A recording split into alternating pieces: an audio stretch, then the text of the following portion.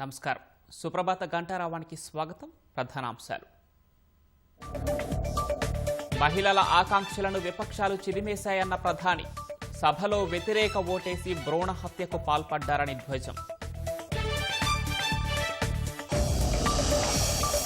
మహిళామూర్తులకు క్షమాపణలు చెప్పిన మోదీ. కాంగ్రెస్ సహా మిత్రపక్షాలను దేశం శిక్షిస్తుందని వ్యాఖ్య.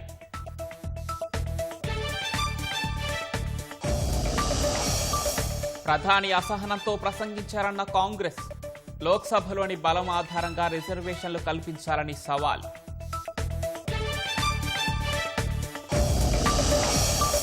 రెండో విడత రైతు భరోసా నిధుల పంపిణీకి రంగం సిద్ధం.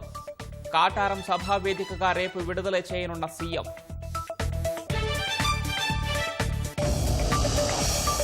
ఇరవై 24 గంటలు గడవక ముందే మూతపడ్డ హర్ముజ్. అమెరికా దిగ్బంధనానికి నిరసనగా ఇరాన్ నిర్ణయం.